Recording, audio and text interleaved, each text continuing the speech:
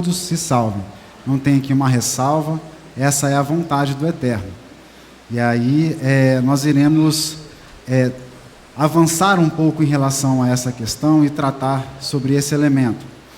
Eterno, em nome de Yeshua HaMashiach, queremos glorificar o Teu santo nome pelo nosso povo Israel, agradecer a Ti, ó Pai, pelo Rei Messias, agradecer a Ti, ó Pai, pela Torá, a Sua vontade estabelecida e revelada, de maneira que nós temos a oportunidade de chegar até a Tua presença. E por isso glorificamos ao Teu santo nome, também por essa casa, pelas nossas famílias, e pedimos a Ti para que o Senhor venha abrir os nossos olhos, abrir os nossos ouvidos, para que possamos aceitar, ó Pai, a Sua palavra nos nossos corações, e que assim possamos mudar o nosso procedimento, deixar de fazer o mal e iniciar a fazer o bem, em nome de Yeshua HaMashiach. Essa semana um jovem me procurou me pedindo um conselho, porque ele não estava conseguindo lidar com algumas dificuldades da sua vida. E que conselho que nós podemos dar para um jovem, né, que está começando a caminhar, que está começando a andar diante do Eterno? Que não passe por se entregar diante do Eterno, por confessar suas dificuldades diante do Eterno e por estabelecer a sua casa, por construir a sua casa. Essa, a paraxá da semana passada, a paraxá dessa semana e a paraxá da semana que vem trata exatamente da construção da casa, da construção de um tabernáculo, que depois é um tabernáculo itinerante, né? Que era montado e desmontado no deserto, na peregrinação do nosso povo Israel, arrancado do Egito e rumo à terra prometida, a terra de Canaã, e que depois, por conta de um desejo do coração de um rei, se estabeleceu um templo. E nós precisamos compreender sobre essa estrutura, sobre esse elemento. Então, as parashot, né, as porções, Terumá, Tetzaveh e Kitzá, 19, 20 dessa semana, 21 da semana que vem, reúnem as instruções e as ordens relativas ao tabernáculo. Essas regras perfazem o último passo desde a outorga da Torá, realizado no primeiro ano da saída do Egito, e as narrativas da Torá, elas não estão em ordem cronológica estabelecidas no livro de Êxodo. Então, desde lá da paraxá Jetro, Itro, até a paraxá 21, os acontecimentos não aconteceram não estão ali registrados de maneira cronológica, né? Então, os elementos em relação à construção do tabernáculo, eles são o último passo. Então, aconteceu ali a outorga da Torá, quando o povo ouve da boca do Eterno os 10 mandamentos, e logo depois Moisés sobe até o Monte Sinai para receber a Torá. Ali então passam-se 40 dias, Moisés volta, acontece o pecado do bezerro de ouro, que vai ser relatado na paraxá que vem, mas esses acontecimentos aconteceram nessa ordem. Depois são quebradas as primeiras tábuas, Moisés retorna até o cume do monte para receber as segundas tábuas, novas tábuas. E aí ele desce já num novo ano. Ele já desce já depois de Yom Kippur. E as movimentações em relação à construção do tabernáculo acontecem durante 5 meses e meio, da descida ali em Tishrei, depois de Yom Kippur, até a conclusão ali do primeiro ano da saída do Egito. Nós conseguimos ver isso na última porção, lá em Êxodo capítulo 40, para que vocês possam perceber ali no versículo 17, Êxodo 40, versículo 17. Então o povo de Israel foi arrancado do Egito, no primeiro ano recebeu a outorga da Torá ali no Monte Sinai, e ali, depois da subida e da descida de Moisés, por 2 vezes, já depois de Yom Kippur, recebe essas orientações e essa organização sobre o tabernáculo começa a ser desenvolvida. Então, as organizações do tabernáculo, ela começam depois do dia 10 de Tishrei, do mês 7, e vai até 29 de Adar, do mês 12, para que no primeiro dia do primeiro mês do segundo ano da saída do Egito, o tabernáculo fosse erguido e fosse inaugurado. Está ali em Êxodo capítulo 40, versículo 17. Assim, no primeiro mês do segundo ano, ao primeiro dia do mês, foi levantado o tabernáculo. E essa é a resposta que nós temos que dar, não apenas para os nossos jovens, mas para nós mesmos.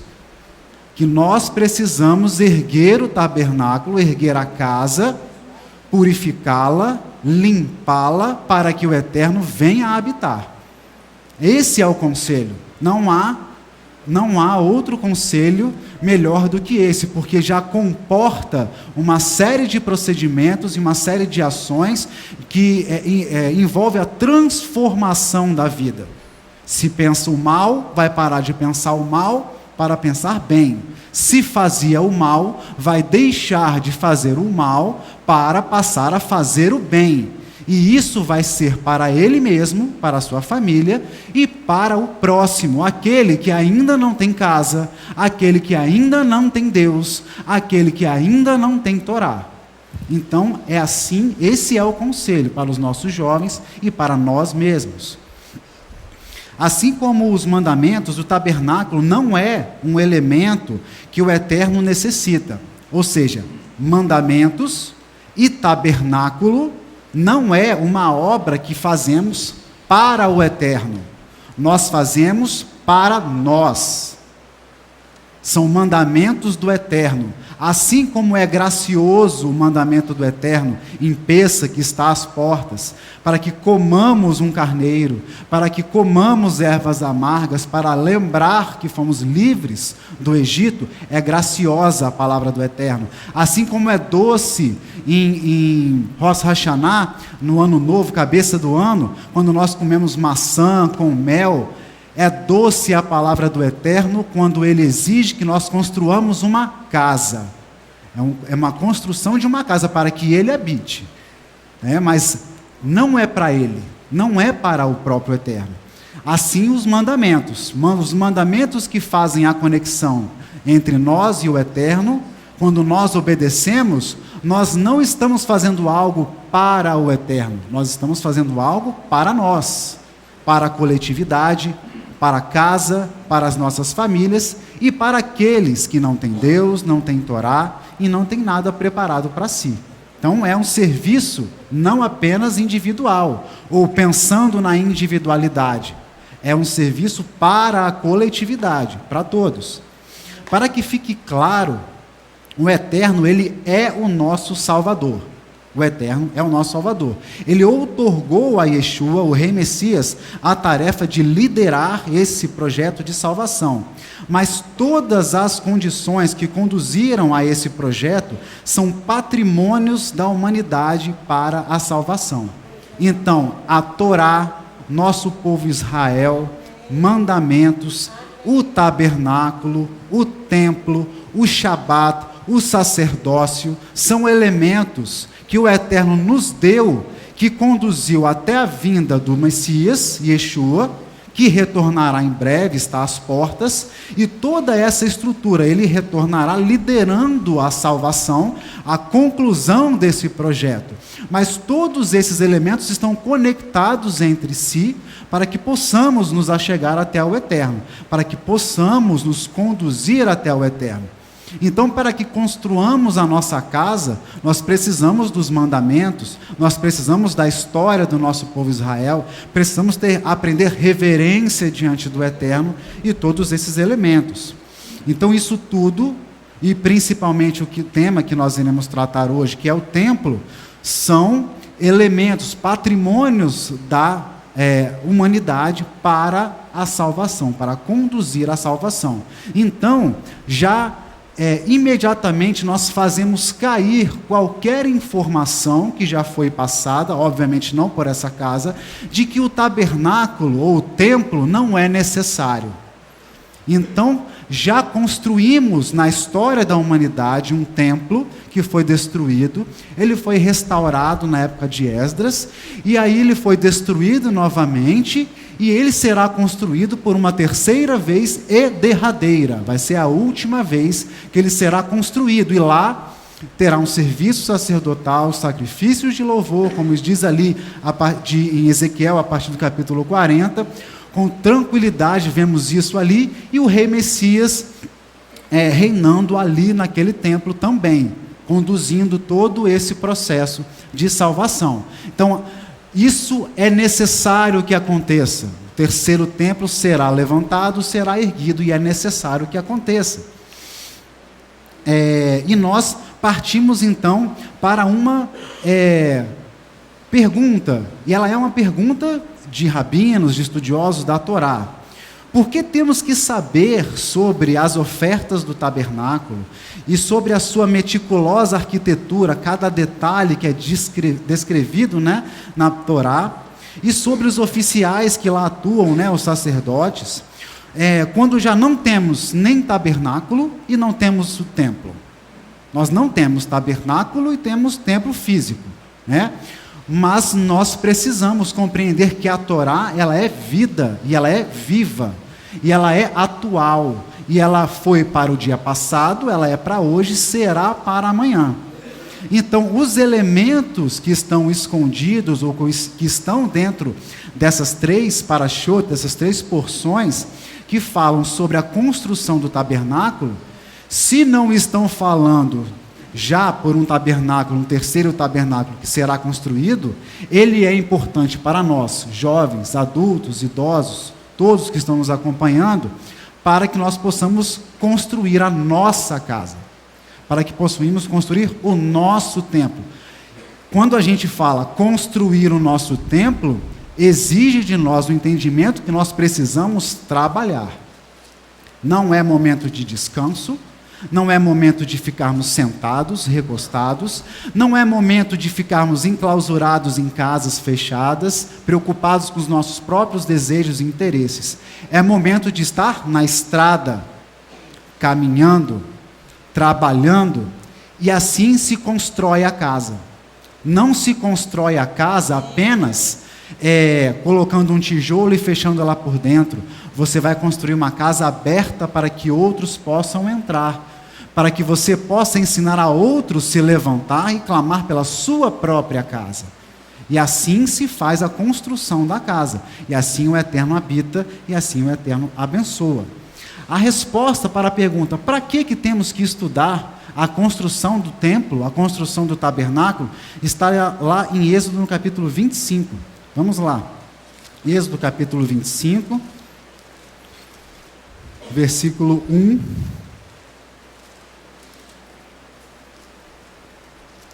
Êxodo 25, versículo 1. Então falou o Eterno a Moisés, dizendo: fala aos filhos de Israel que me tragam uma oferta alçada, de todo homem cujo coração se mover voluntariamente, dele tomareis a minha oferta alçada.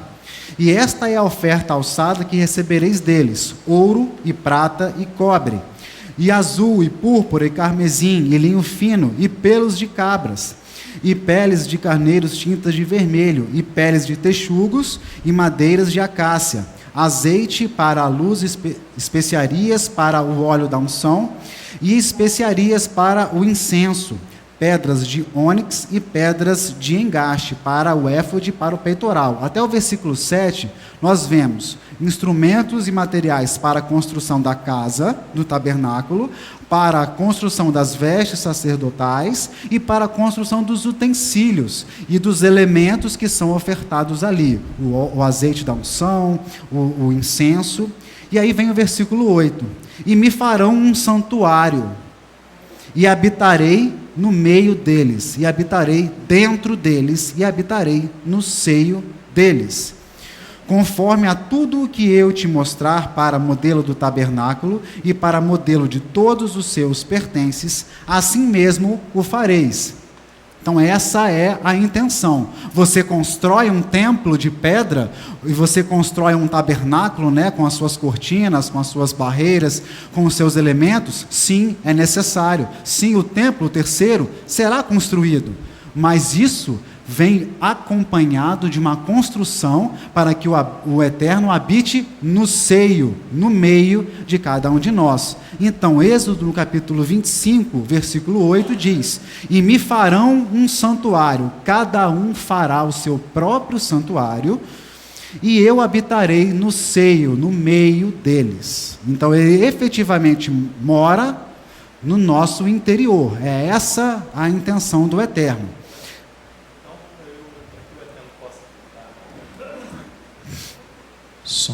Para que o Eterno possa habitar no meu seio, eu tenho que participar dessa construção? Precisa participar da construção física e precisa trabalhar a construção espiritual. Não é só uma obra externa, é uma obra interna também. Ou seja, o trabalho físico que você está perguntando é necessário. Então, erguer as paredes, fortificar as portas, construir o telhado, limpar, produzir o alimento, receber as pessoas, passar a informação adiante, proclamar, tudo isso é necessário, acompanhado de uma transformação individual de cada um. Porque a expectativa do Eterno com o templo e com os mandamentos é que nós, em exercício, em estudo, venhamos a mudar o nosso procedimento. Se nós saímos da mesma forma que entramos, o efeito desse trabalho não está sendo percebido, né? Então, assim como o Yeshua ensinou na parábola das bodas, quando ele faz o convite daqueles que não foram convidados inicialmente, aparece uma pessoa que não está com as vestes nupciais. Ela não está preparada com as vestes limpas para se apresentar diante do Eterno, diante das bodas ali na festa. A ordem que o Mashiach disse, que o Rei Messias disse, que para esses que estiveram ali trabalhando, mas que não mudaram o seu pensamento, não mudaram o seu procedimento, é que sejam amarrados, jogados nas trevas para as bestas. É uma palavra dura, mas é porque a palavra do Eterno, vivida verdadeiramente, ela vai produzir essa transformação. Mas esse é o trabalho interno de cada um. Eu não consigo fazer pelos jovens. Como a pastora falou, a gente está numa posição de professor, mas é o que eu costumo dizer, né? Dando aula, já disse várias vezes, tem pessoas que acreditam que o processo de ensino-aprendizagem é um processo, mas são dois processos. Um processo é o ensino, o outro processo é o aprendizado. Então, você caminha até um determinado momento, até um determinado ponto, a outra pessoa tem que caminhar até esse ponto. Então, é uma troca, né?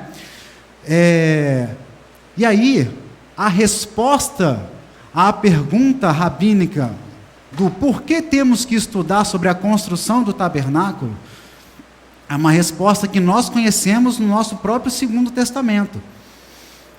E os estudiosos respondem assim: a presença de Elohim ficará não apenas no próprio santuário físico, mas também no coração de todos. Assim, mesmo que o edifício físico seja destruído, como foi, podemos construir nosso próprio santuário da alma, como um correlato interno daquele que é exterior. Ou seja, é um santuário interno, no coração, na nossa alma, tratando as nossas doenças de alma, tratando as nossas dificuldades, tratando os nossos maus pensamentos e nossos maus procedimentos pela Torá que foi revelada e ensinada a nós. E cada detalhe de sua construção, o altar de ouro, o altar de cobre, a mesa, a pia para lavar as mãos e os pés, o Santíssimo, e cada detalhe de sua construção espelhará as exatas diretrizes práticas abrangidas nessas 3 porções que nós estamos estudando. Cada um desses elementos precisam estar sendo trabalhado inteiramente por cada um de nós. Então, por isso que nós vemos o desejo do rei Davi, ali no Salmo 132, que temos orado todos os dias, em relação a esse tabernáculo, a esse templo, né? Vamos lá, Salmo 132, ver qual era o desejo. é um ensino muito importante. O templo de pedra, ele não foi uma coisa ordenada pelo Eterno. O templo de pedra não foi ordenado pelo Eterno, ele era um desejo do coração de Davi. E o Eterno endossou esse desejo, falou: seu desejo é bom. E nós vemos o porquê esse desejo é bom nesse salmo. Lembra-te, Eterno, de Davi e de todas as suas aflições, como jurou ao Eterno e fez votos ao poderoso Elohim de Jacó, dizendo: certamente que não entrarei na tenda da minha casa, nem subirei à minha cama. Aqui a gente responde a pergunta do Leomar. Eu não vou tratar da minha casa sem tratar a outra casa, a casa física, a casa verdadeira, a casa, né, física, né, o templo. Eu aprendi que aqui Davi estava completamente voltado para Adonai, porque ele conserta aquilo que ele fez lá no trás com Betseba, quando ele pediu para que aquele homem deixasse todo o exército e fosse se deitar com sua esposa. Aqui viu que ele faz a mesma resposta que aquele servo lá ele fez. Então Davi ali está totalmente transformado. Por isso que ele poderia fazer esse salmo. Isso mesmo. Porque ele já estava totalmente transformado. A casa, a habitação de Adonai já havia habitado no seio de Davi. No seio de Davi. Não darei sono aos meus olhos, nem repouso às minhas pálpebras, enquanto não achar lugar para o Eterno, uma morada para o poderoso Elohim de Jacó. Já é a segunda vez que ele fala o poderoso Elohim de Jacó. Versículo 2, versículo 5. Eis que ouvimos falar dela em Efrata e a achamos no campo do bosque.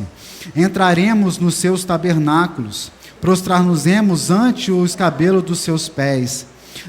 Levanta-te, Eterno, no teu repouso, tu e a arca da tua força. Vistam, aqui é um serviço. Olha, aqui é um serviço. Exatamente, um serviço de agradecimento. Vistam-se os seus sacerdotes da tua justiça, da tua Torá, dos teus mandamentos, e alegrem-se nos teus santos, os teus santos. Por amor de Davi, teu servo, não faças virar o rosto do teu ungido. O Eterno jurou com verdade a Davi, e não se apartará dela. Do fruto do teu ventre porei sobre o teu trono. Se os teus filhos guardarem a minha aliança e os meus testemunhos, ou seja, se o seu interior tiver uma casa como o interior de Davi, ou seja, se o seu coração estiver alinhado com o coração do Eterno, não faltará rei que se assente nesse trono. E os meus testemunhos que eu lhes hei de ensinar, também os seus filhos se assentarão perpetuamente no teu trono, porque o Eterno escolheu a Sião, desejou-a para a sua habitação, dizendo: este é o meu repouso para sempre. Aqui habitarei, pois o desejei. Abençoarei abundantemente o seu mantimento, fartarei de pão os seus necessitados. Também vestirei os seus sacerdotes de salvação, e os seus santos saltarão de prazer. Ali farei brotar a força de Davi. Preparei uma lâmpada para o meu ungido. Vestirei os meus inimigos de vergonha, mas sobre ele florescerá a sua coroa. Então, esse era o desejo de Davi. E ele faz menção 2 vezes do poderoso Elohim de Jacó. Nós vemos o porquê disso lá em Gênesis capítulo 28. Em Gênesis capítulo 28, Jacó começa uma peregrinação diferente de seu pai Isaque. Ele saiu dos domínios de Israel e ele começa uma peregrinação para estabelecer ali uma família. E aí ele para pernoitar num lugar não muito que era extremamente peculiar. Ele para pernoitar no Monte Moriá.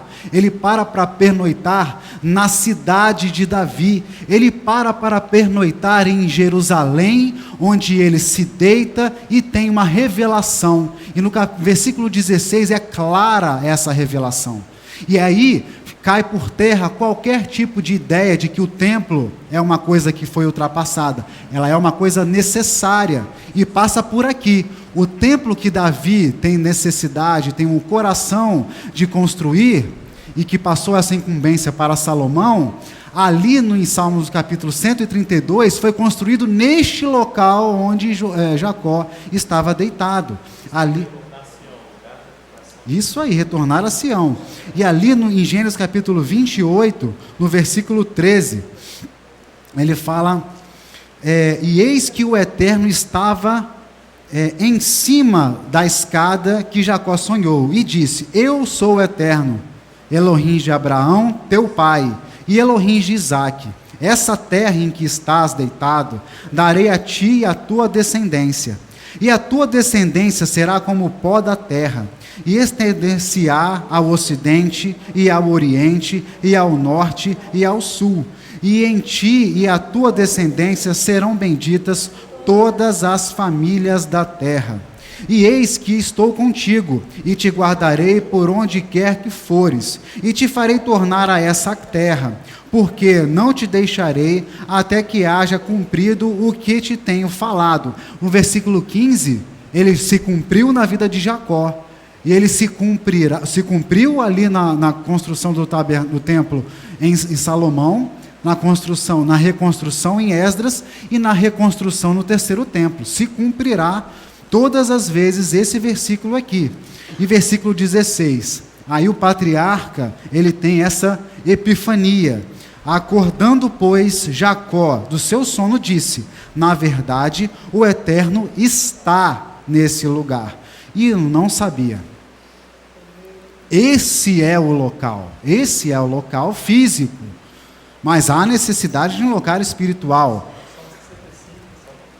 Isso mesmo, Salmo 65. O Salmo da própria porção.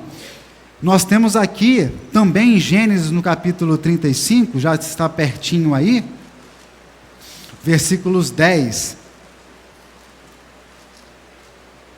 a 12. E disse-lhe Elohim, o teu nome é Jacó. Não chamará mais o teu nome Jacó, mas Israel será o teu nome. E chamou o seu nome Israel. Disse-lhe mais Elohim, eu sou o Elohim Todo-Poderoso, frutifica e multiplica-te. Uma nação, sim, uma multidão de nações sairá de ti, e reis procederão dos teus lombos. E te darei a ti a terra que tenho dado a Abraão e a Isaque, e a tua descendência depois de ti darei a terra. Então, por que Elohim referenda o desejo de Davi? Ele referenda o desejo de Davi porque o desejo de Davi não era para ele.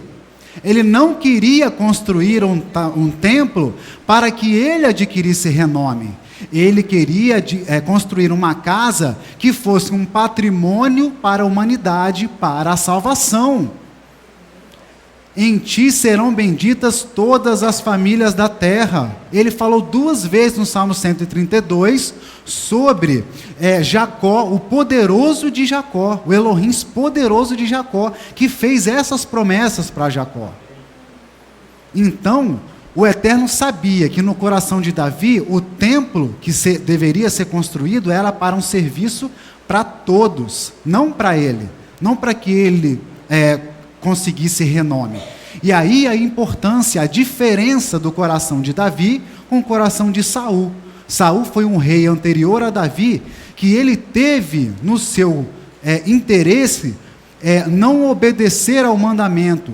Ele recebeu uma ordem de fazer morrer todo Amaleque, mas ele pegou um rei, ele pegou o melhor da terra, ele barganhou com o exército para que tivesse ali riquezas e tivesse um poderio político na vida do rei, que foi poupado e depois foi morto pelo próprio Samuel. Ali Samuel interroga a Saul e pergunta, é melhor sacrificar do que a obediência? E aqui o coração de Davi eu quero uma casa para que sirva de função para toda a humanidade, para a salvação de toda a humanidade. Então, ainda respondendo a pergunta que o Leomar fez, a casa física era necessária e foi necessária e é necessária para que possamos aprender a construir a nossa própria casa interior, o nosso próprio coração, que foi a resposta ali que tivemos. Nós, há 2 semanas, ouvimos sobre limites, sobre limite. E a gente não pode falar sobre o templo sem destacar que o templo físico, ele tem limite. E é justamente esse limite que coloca a cada um de nós individualmente como um responsável para construir o nosso próprio templo interior, a nossa própria casa interior. Então, e concordam com esse limite Estevão, ali em Atos dos Apóstolos, e também Salomão, que inaugurou o primeiro templo.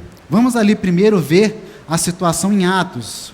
Vamos passar primeiro em Atos no capítulo 6, para que possamos ver isso primeiro. Atos no capítulo 6, no versículo 13, é a acusação que foi feita a Estevão. Então foi levantada uma mentira em relação a Estevão, sobre o testemunho que ele estava dando, e o ensino que ele estava dando, o auxílio para outras pessoas construírem a sua casa interior, sobre o Messias, sobre Yeshua HaMashiach. Versículo 13, e apresentaram falsas testemunhas, que diziam: este homem não cessa de proferir palavras blasfemas contra este santo lugar, o templo, e contra a Torá, contra a lei.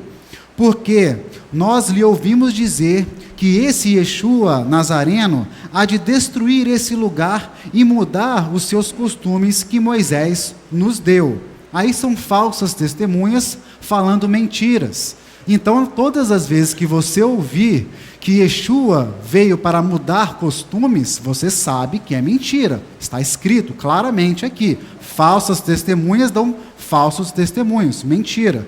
Então, Estevão, ele começa uma defesa, que propriamente não é uma defesa, é um ataque. Ele não fica acanhado e nem com medo. Ele ataca na sua defesa, no seu discurso de defesa, ele ataca, e tanto ataca que o resultado do seu ataque é a sua própria morte. Mas é importante destacar o que ele fala nessa defesa dele, lá no capítulo 7, versículo 47. E aí ele faz menção do templo, porque ele estava sendo acusado de falar contra o templo, de que ele seria destruído e poderia ser construído em 3 dias. E Salomão lhe edificou casa. Atos capítulo 7, versículo 47. Mas o Altíssimo, aí é a concordância dele com Salomão. Mas o Altíssimo não habita em templos feitos por mãos de homens, como diz o profeta. O céu é o meu trono, e a terra o estrado dos meus pés. Que casa me edificareis? Diz o Eterno, ou qual é o lugar do meu repouso? Porventura não fez a minha mão todas as coisas? Homens de dura cerviz, incircuncisos de coração e ouvido, vós sempre resistis ao Espírito Santo, assim vós sois como vossos pais. A qual dos profetas não perseguiram vossos pais? Até mataram os que anteriormente anunciaram a vinda do justo, do qual vós agora fostes traidores e homicidas. Vós que recebestes a Torá por ordenação dos anjos e não a guardastes. Qual é o ataque de Estevão? Vocês estão defendendo o templo de pedra? Vocês estão defendendo o templo físico? Mas a mudança do funcionamento e da construção do templo e da obediência dos mandamentos não é vista nas suas práticas. Vocês que estão defendendo o templo físico não mudaram seus pensamentos, não mudaram seus corações, e naquilo que tropeçaram os seus pés, estão tropeçando de novo e desencaminhando o povo, não ensinando o povo a construir a sua casa interior, não ensinando ao povo sobre a importância de construir o templo físico e trabalhar em sustentar a casa, sustentar uma casa de oração, sustentar a palavra do Eterno. E estão andando cada um segundo o interesse do seu próprio coração. É ou não é um ataque? É um ataque. Ele morreu por causa disso. Mas ele morreu deixando esse testemunho, esse ensino para cada um de nós. Então ali, Estevão deixa claro, esse templo, ele não é, ele tem um limite, ele não comporta a grandeza de Adonai. Ele não consegue conter Adonai. Ele tem esse limite. E aí a gente vê na inauguração do templo, ali em 1 Reis, capítulo 8, a concordância de Salomão, ou como Estevão estava falando em linha com Salomão, que levantou o primeiro templo. Ali em 1 Reis, no capítulo 8, versículo 22.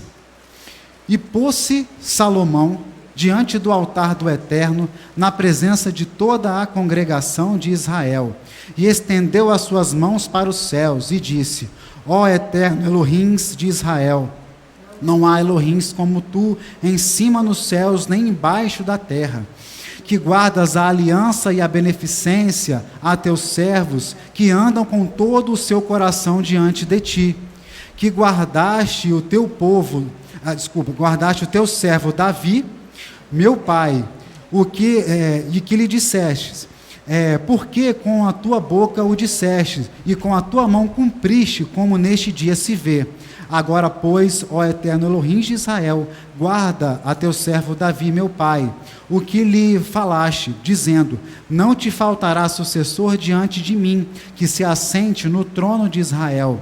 Somente que teus filhos guardem o seu caminho, para andarem diante de mim, como tu andaste diante de mim. Aqui, uma necessidade que é exigida para que não falte sucessor ao trono de Israel. Agora também, ó Elohims de Israel, cumpra-se a tua palavra que disseste a teu servo Davi, meu pai.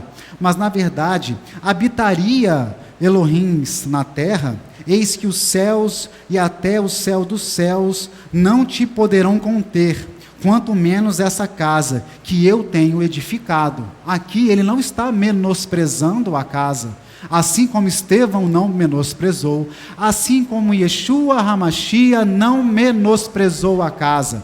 O rei Messias colocou a casa em alto local, como um patrimônio para a salvação da humanidade.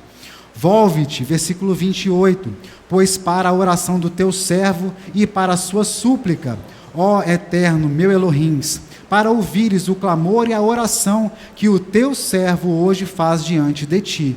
E aqui ele faz uma associação importante que já existia na época do tabernáculo, que é se voltar para a casa, para o tabernáculo, e a relação entre isso e o Eterno, ouvir as orações, ouvir esse relacionamento, ouvir essa conversa, os pedidos e os agradecimentos do nosso povo Israel.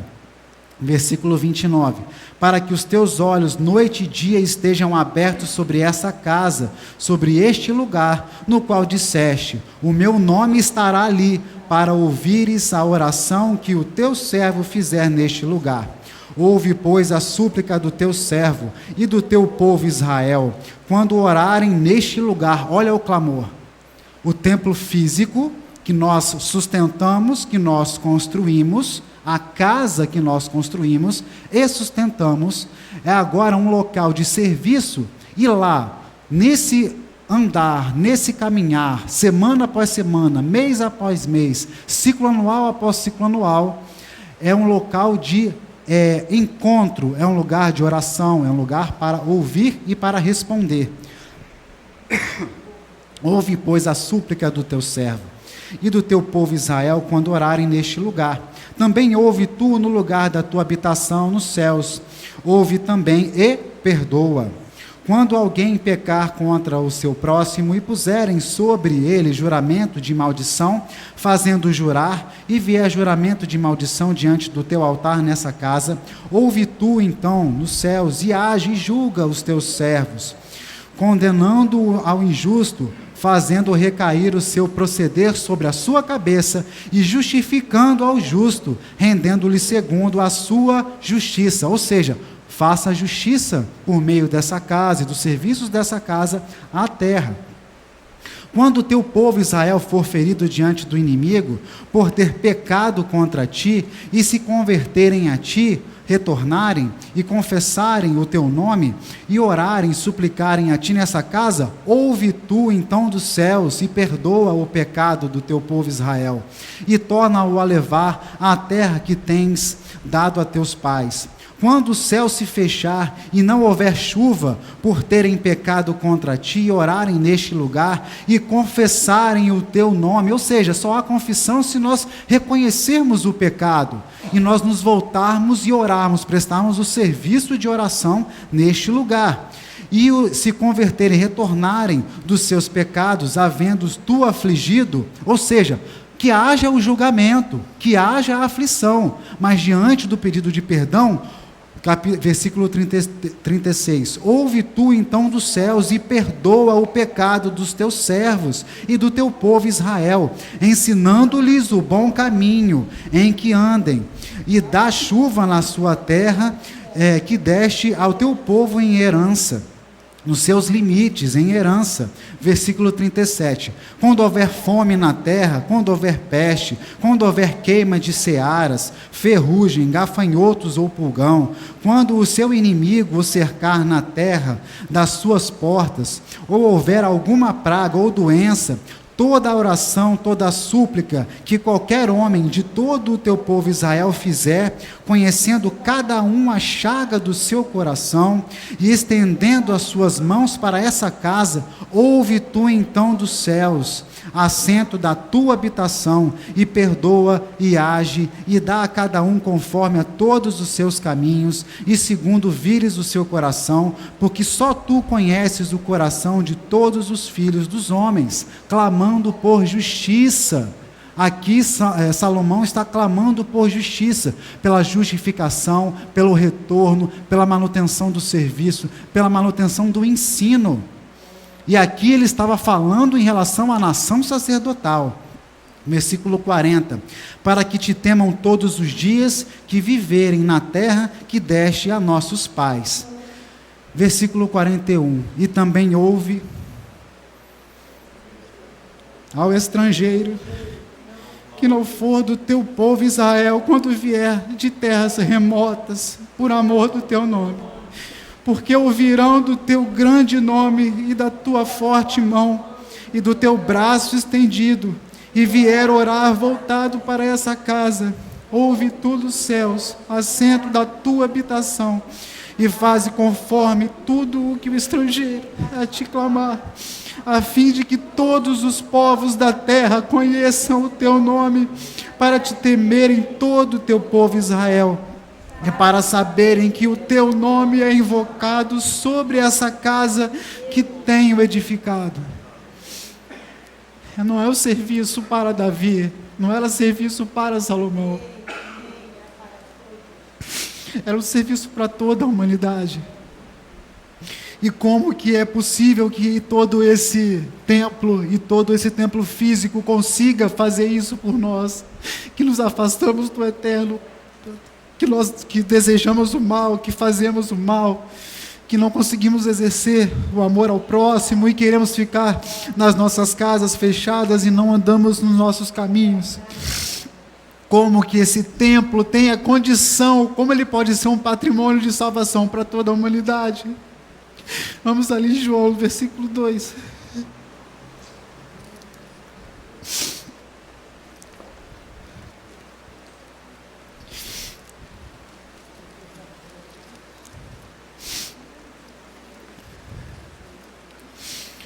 João, versículo 2, capítulo 2, versículo 19.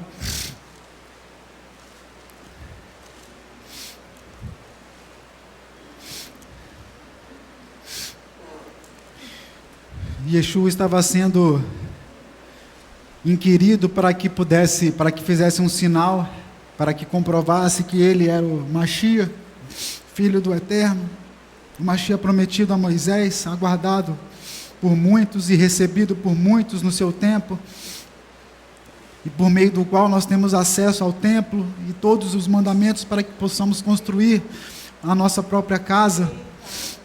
Yeshua respondeu e disse-lhe: destruir esse templo físico. E em 3 dias o levantarei. Isso foi o que ouviu o povo de Israel. Aqueles que não acreditavam, aqueles que não aderiram. Destruir esse templo físico, mas ele não estava falando do templo físico. Disseram, pois, os judeus: em 46 anos foi edificado este templo, e tu o levantarás em 3 dias? Obrigado, João. Mas ele falava do templo do seu corpo. Quando, pois, ressuscitou dentre os mortos, os seus discípulos lembraram-se de que lhes dissera isso, e creram na Escritura e na palavra que Yeshua tinha dito. Quando Yeshua fala aqui, ele faz uma ligação definitiva entre o templo físico e entre a casa interior, o templo de cada um. Quando ele morre, nós já sabemos, somos já ensinados nisso. Ele mata ali a natureza carnal e ele tem a capacidade, por meio do ensino da Torá, de fazer com que cada um possamos deixar de pensar o mal e pensar o bem, deixar de fazer o mal e fazer o bem. E isso faz morrer a nossa natureza carnal. Isso faz purificar o nosso interior, purificar o nosso terreno, levantar as paredes, levantar as cortinas, levantar o Santo dos Santos e deixar um espaço digno, limpo e propício para que o Eterno possa habitar no nosso meio. Esse é o serviço. Esse é o serviço, para que estejamos de pé, caminhando e clamando e ensinando aquele que der ouvido a se erguer e clamar também pela sua própria casa. Nós não podemos dar a nossa casa para os jovens. Nós não podemos dar a nossa casa para aquele que não tem nada preparado para si.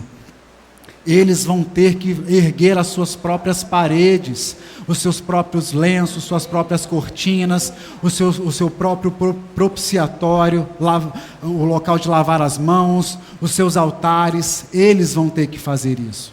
Mas como?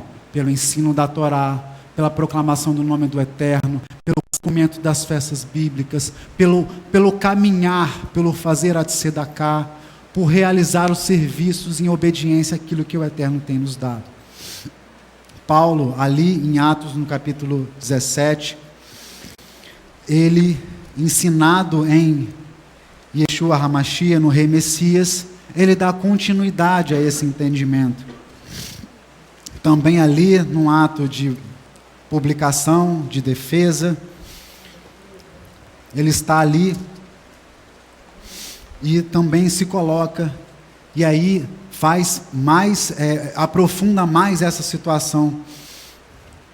Atos no capítulo 17, versículo 22, até o 33, e estando Paulo no meio do Areópago, disse: homens atenienses, em tudo vos vejo como sendo um tanto supersticiosos, místicos, né? Porque passando eu e vendo os vossos santuários, achei também um altar em que estava escrito: ao Deus desconhecido. Esse, pois, que vós honrais, não o conhecendo, é o que vos anuncio.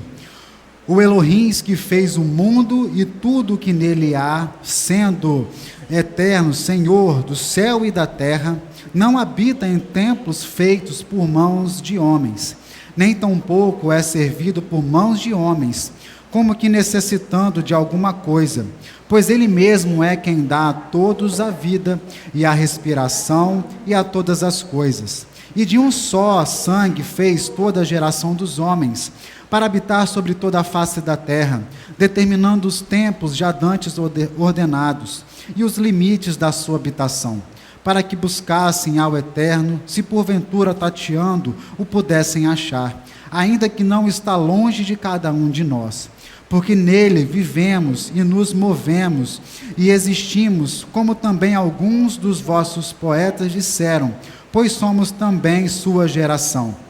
Sendo nós, pois, geração de Elohims, não havemos de cuidar de cuidar que a divindade seja semelhante ao ouro, ou à prata, ou à pedra esculpida por artífice e imaginação dos homens. Ou seja, não é uma obra de mãos humanas, não é uma superstição, mas Elohim, não tendo em conta os tempos da ignorância, ordena agora a todos os homens e a todo lugar que se arrependam. Esse é o serviço. Aqui ele está reclamando a herança que ele recebeu como judeu, que é estabelecer um serviço de salvação, um serviço de proclamação, um serviço de pôr em pé aquele que necessita, aquele que é pobre, não tem Elohim, não tem palavra, não tem casa, para que se ponha de pé e faça uma casa, se arrependa.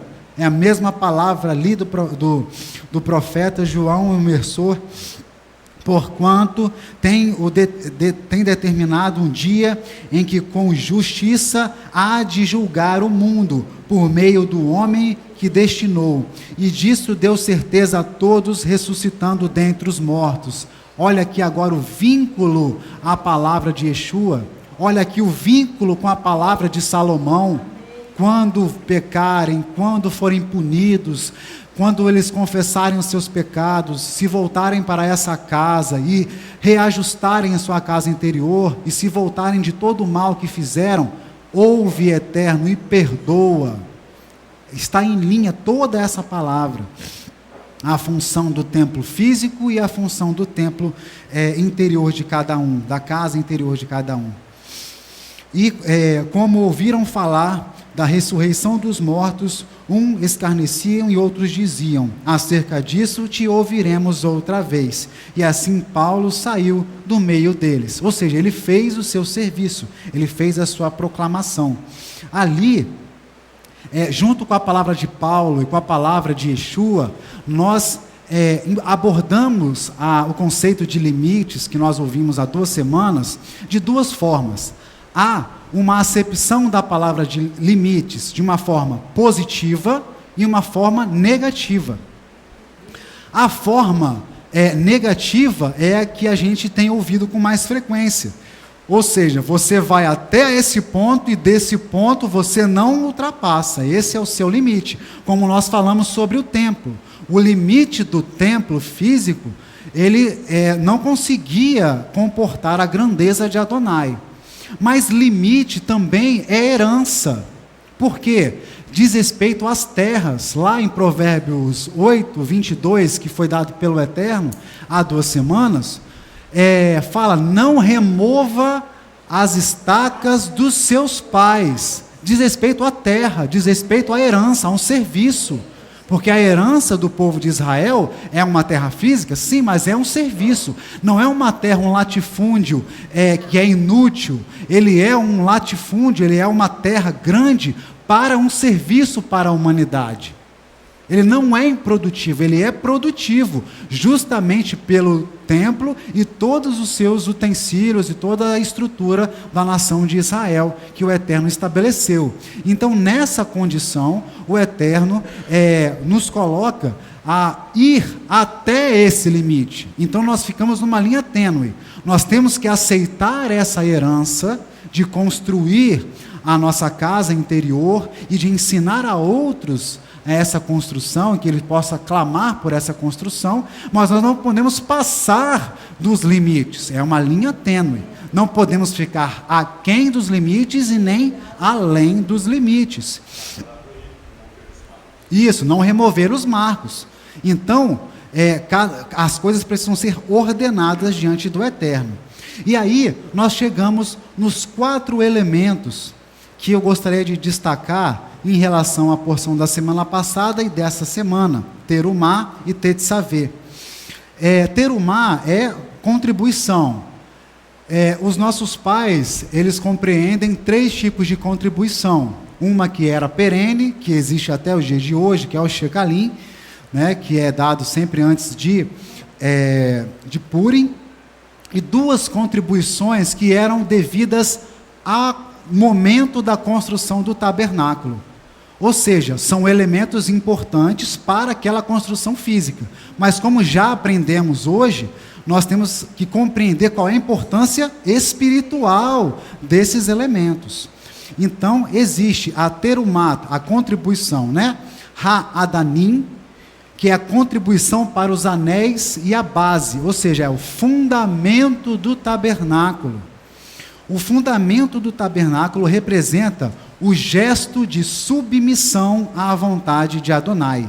É um ato de renúncia de uma existência independente. Ou seja, eu não existo sem Adonai. Eu só consigo me levantar de manhã pela vontade de Adonai. É esse reconhecimento. Devido aos meus pecados de outrora, se eu estou vivo hoje, eu somente estou vivo pela misericórdia de Adonai. E se eu estou ouvindo sobre os mandamentos, se eu estou guardando o Shabat, eu estou recebendo uma herança de serviço do nosso povo Israel, por meio do nosso sumo sacerdote Yeshua HaMashiach, por meio da misericórdia de Adonai. Ou seja, é um reconhecimento de que fomos pecadores, de que que deveríamos estar mortos devido ao nosso pecado, mas estamos vivos pela misericórdia de Adonai. E por isso cantaremos em louvor a Adonai durante toda uma semana. É um ato de renúncia, como eu falei, dessa independência. Nós não somos independentes. E ele passa a tomar pela obediência e se tornar um proclamador, por meio de ações, estudo e trabalho da vontade do Eterno e da Torá. Ou seja, todos os dias eu tenho que compreender que a minha vida depende do Eterno. Se eu tenho isso claro na minha mente, no meu coração, e começar a construir minha casa interior baseada nesse fundamento, né, dando glórias a Adonai, por Yeshua HaMashiach, pela Torá, nosso povo Israel, por essa casa que o Eterno tem sustentado, pela nossa própria família, nós estamos construindo, isso é conhecimento prático, nós estamos construindo a nossa casa interior. Então, aquilo era um donativo, era uma contribuição. Essa ação de submissão à vontade do Eterno é expressada pela oração matinal, que os nossos pais chamam de Modé Ani. E ela diz assim, ela acontece logo depois, antes da lavagem das mãos. O Modé Ani diz assim: dou graças perante ti, ó Rei vivo e existente, que devolveste a minha alma com piedade. Grande é a nossa fé em ti. Esse é o Modé Ani. Então os nossos pais, eles nessa oração colocam a sua intenção na submissão dos seus desejos, dos seus pensamentos, de toda a sua história, da sua existência, da sua vida naquele dia, à grandeza do Eterno, à revelação da Torá, o sustento do nosso povo Israel e toda a nossa história até hoje. Então, qual é o conselho que nós podemos dar para um jovem? Qual é o conselho um jovem que está em dificuldades e que não está conseguindo lidar com as coisas? Faça isso. Acorde de manhã e antes de você lavar suas mãos, agradeça ao Eterno com o Modé Ani. Dou graças perante ti, ó Rei vivo e existente, que devolveste a minha alma com piedade. Grande é a nossa fé em ti. Começa assim. Essa, segundo os nossos pais, é a oferta do fundamento do tabernáculo. Ou seja, se é um fundamento, nós esperamos que sobre ele começa uma construção. A terumá, Adanim, tinha um valor fixo de meio shekel, assim como o shekalim. Toda pessoa pode exercer o ato de submissão à vontade do Eterno, independente da idade, independente da situação social, independente da situação cultural e independente da situação econômica. É para todos. A construção da casa interior, ela é ao alcance tátil de todos, do jovem ao mais velho, do rico ao pobre, do deficiente ao são, todos têm a capacidade de chegar e ofertar isso. Qual é a oferta? Adonai, estou vivo, obrigado. É pelo Senhor que eu estou vivo. É um reconhecimento. É um reconhecimento. O salmista no capítulo 3 fala: deito e durmo. É qual o capítulo? 3. Ah. Deito e durmo, eu pego no sono, né? Acordo porque o Senhor é que me sustenta. Isso aí, acordo porque o Senhor me sustenta. É exatamente isso. A outra contribuição, como eu falei, são 3. Uma perpétua, né, que continua até hoje, que é o Shekalim, a Terumá Hadanim, e agora a Terumá Mishkan. Mishkan é o tabernáculo, né? Ou seja, é uma oferta, é uma contribuição para o tabernáculo. A Terumá Mishkan consistia em uma oferta voluntária, está lá em Êxodo 25:2. Peguem minha oferenda de todo aquele cujo coração o inspirar para dar. São os elementos colocados sobre a fundação. Tecidos, peles, material para o óleo, incensos, materiais preciosos. E aí, estamos aí em Atos ainda, em Atos ali no capítulo 15, no versículo 21,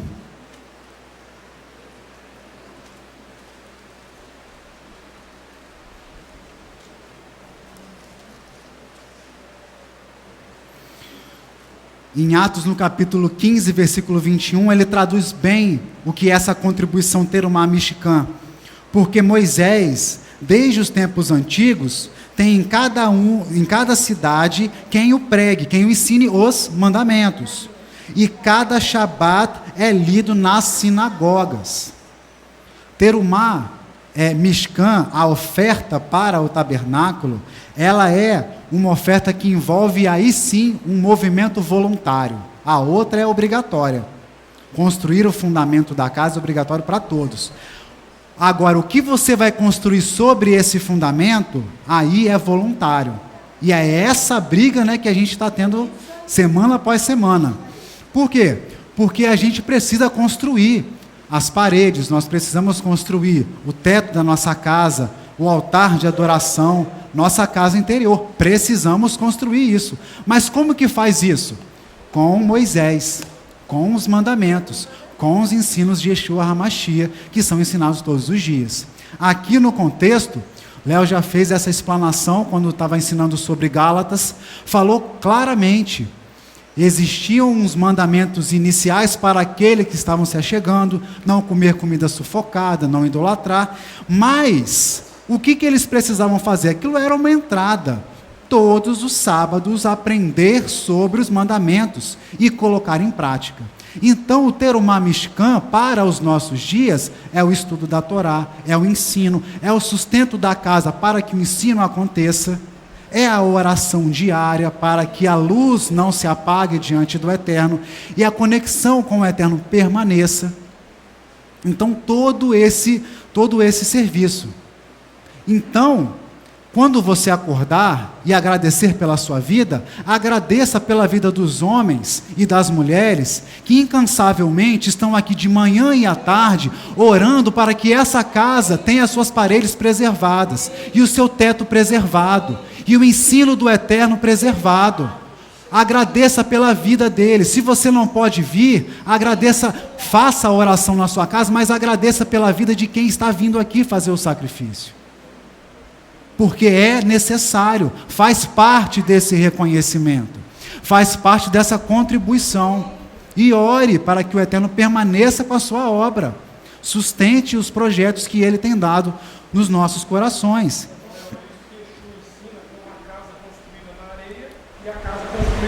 Exatamente, essa é a casa construída na rocha. Porque a da areia, por que o jovem não consegue conviver com suas dificuldades? Começa a pensar besteiras e tal. Por quê? Se ele não está com o fundamento baseado em metal, porque a Terumá Hadanim é uma oferta de metal, é prata, se ele não está ali em cima da prata, em cima do metal, em cima da rocha, ele está em cima da areia. Na primeira dificuldade, no primeiro vento, na primeira tempestade, essa casa vai ser levada, como temos visto por aí, as casas sendo levadas. Já estou terminando. Essa terumá, a terumá do Mishkan, ela é voluntária, ou seja, vai depender do seu estudo, do seu envolvimento, da sua dedicação, do seu estender a mão ao serviço, do seu trabalho no caminho. ela representa toda essa situação. Essas duas ofertas são capazes de fazer o homem se submeter ao eterno, avaliar a sua condição, deixar de fazer o mal e começar a fazer o bem. E este é o início da porção terumá. São essas oferendas, essas contribuições que o Eterno requer lá no início da porção terumá. Agora, no final da porção Tetzaveh, que é a porção dessa semana, nós temos o altar de ouro, que possui uma função diferente do altar de cobre. O altar de cobre é o altar da realização do sacrifício, onde se coloca ali a vítima para que suba, o elevado, onde se queimava a vítima. Sacrifícios em hebraico é korbanot, da mesma raiz de kiruv, que significa perto, cumpre a função de aproximação ao eterno.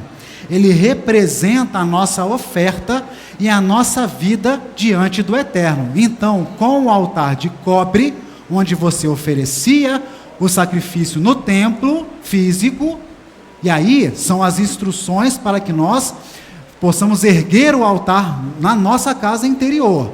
Ou seja, nós precisamos nos aproximar do eterno com a vítima. Quem é a vítima? Nós mesmos. Não. Nós somos essa vítima. E essa vítima não pode ser manca, não pode estar impura, não pode estar coxa, elas têm que estar purificadas. Todos os sábados, os mandamentos estão aqui, as águas para a purificação. Esse serviço que você está apresentando para nós aqui é o mesmo serviço que o Eterno mostrou ao profeta Ezequiel, quando ali no capítulo 43 ele vai mostrar a Torá do templo. E ele faz exatamente isso que você está fazendo. Ele mostra que nós precisamos erguer a nossa casa, a nossa habitação, mas que nós devemos construir segundo o modelo prescrito pelo templo. Aí ele fala assim ao profeta Ezequiel no capítulo 43, todo ele é importante ser lido, mas olha o verso 10 do profeta Ezequiel, aqui no capítulo 43, verso 10, ele diz assim, Tu, ó filho do homem, mostra à casa de Israel este templo, para que se envergonhem das suas maldades, sirva-lhes ela de modelo, e envergonhando-se eles de tudo o que fizeram, far-lhe saber a forma desta casa, a figura, e as suas saídas, e as suas entradas, e todas as suas formas, e todos os seus estatutos, todos os seus dispositivos, e todas as suas leis. Escreve isso aos seus olhos, para que guardem todas as suas instituições, e todos os seus estatutos, e os cumpram. Essa é a ordenança que você está trazendo à nossa memória. Não só os jovens que precisam saber disso, mas toda a casa. Isso mesmo. Toda a casa. E olha que ele falou, todos os seus estatutos e as suas instituições. O templo, ele foi cuidadoso de falar isso. Exatamente. Para o isso mesmo. Isso é para nós, isso é para a humanidade, para a salvação. Então, o altar de cobre, ele faz essa função de nós nos apresentarmos purificados, limpos, ou em processo de purificação, vivos, ali, uma vítima viva, nossa própria vida, em reconhecimento ao eterno. Olha como as coisas estão unidas. Ali, a contribuição para as bases, a contribuição do tabernáculo, agora, para a construção dentro do tabernáculo, da nossa casa interior, do altar, para que nós possamos nos servir como um sacrifício vivo diante do eterno. Ele representa a nós mesmos. Essa ação é complementada agora com o funcionamento do altar de ouro, que é como se encerra a porção Tetzaveh. O altar do incenso, da palavra koret, nó ou conexão. Lembra? O altar de cobre, ele faz uma aproximação. Ora, quem está próximo não está unido, está próximo. Eu estou próximo do João, agora estou unido com ele. Então, existe ainda uma distância, mas o altar de ouro vai complementar essa distância. Ele vai complementar isso. Koret significa nó ou conexão. Esta representa a busca de tornar duas partes em um. Então, quando você acordar de manhã na sua casa e você agradecer ao Eterno pela sua vida, por toda a sua história, por ter chegado até o local e o conhecimento que você chegou, e agradecer pela casa, pela palavra, por aqueles que estão sacrificando, e você estudar a Torá semanalmente, todos os dias, e se dedicar e se voluntariar, quando você estiver se apresentando como uma vítima no altar de cobre, você vai agora fazer uma conexão com o Eterno. Vai fazer uma conexão com o Eterno. Vai se estabelecer um nó entre você e o Eterno. É um símbolo maior do serviço, necessário e diário para a manutenção da relação, da conexão do homem com o seu Criador. Este é o caminho para a transformação do corpo em um templo. Do contrário, seria um amontoado de peles, carnes e ossos, madeiras, ouro, prata e bronze, que não teria função. E nós vemos ali em Êxodo, no capítulo 30, para encerrar no versículo 1, que é o final da porção. Eu vou ler de 1 a 9 e no 10 eu vou ler numa outra tradução. Êxodo 30, 1 a 10. E farás um altar para queimar o incenso, de madeira de acácia o farás. O seu comprimento será de 1 côvado, a sua largura, ouça bem, para que você possa construir dentro da sua casa. A sua largura de 1 côvado será quadrado, de 2 côvados e sua altura. Dele mesmo serão as suas pontas. E com ouro puro o forrarás, e o seu teto e as suas paredes ao redor, e as suas pontas, e lhe farás uma coroa de ouro ao redor. Também lhe farás 2 argolas de ouro debaixo da sua coroa. Nos 2 cantos as farás, de ambos os lados, e serão para lugares dos varais com que será levado. E os varais farás de madeira de acácia, e os forrarás com ouro, e o porás diante do véu que está diante da arca do testemunho, diante do propiciatório. Ouça bem o local para você arrumar dentro de você esse altar direitinho, que está sobre o testemunho, onde me ajuntarei contigo, ou seja, onde eu vou fazer um nó, uma conexão com você. E Arão sobre ele queimará o incenso das especiarias. Agora, olha só, agradeça pelos homens e pelas mulheres que têm orado diariamente há anos. E Arão sobre ele queimará o incenso das especiarias. Cada manhã, quando puser em ordem as lâmpadas, o queimará. E acendendo Arão as lâmpadas à tarde, o queimará. De manhã e ao pôr do sol. Arvit Shaharit. Esse será incenso contínuo perante o Eterno pelas vossas gerações. Lembre do poderoso de Jacó. Em ti serão benditas todas as famílias da terra. E esses costumes que eram do tabernáculo e do templo, está nessa casa e em muitas outras casas, pela misericórdia do Eterno. Versículo 9. Não oferecerei sobre ele incenso estranho, ou seja, não pode ser uma especiaria qualquer. Separa aquela especiaria que é de acordo com a palavra do Eterno, aquela que foi ensinada no mandamento. Aquele mau comportamento, deixa de fora. Mau pensamento, deixa de fora. E vai fazer uma coisa boa. Nem holocausto, nem oferta. Ele é só para incenso. Nem tampouco derramem oferta. Nem tampouco derramareis sobre ele libações. Agora no versículo 10, você lê aí que eu vou ler em uma outra tradução. Uma vez por ano, no dia de Yom Kippur, no dia do perdão, Aharon fará expiação sobre os chifres desse altar, sobre as pontas desse altar. Por todas as gerações, as deles e as nossas, por todas as gerações, ele fará expiação com o sangue do sacrifício da expiação, uma vez por ano. Esse altar será uma santidade das santidades para Elohim. Então, jovem, idoso, velho, rico, pobre, esse é o templo interno, e esses são os detalhes físicos e espirituais que nós precisamos saber para construir a nossa casa interior e assim, dia após dia, semana após semana, mês após mês, ano após ano, possamos andar e para frente nesse caminho que o Eterno tem nos dado. Eterno, glorificado seja o teu santo nome. Obrigado, ó Pai, por essa casa, pelo nosso povo Israel.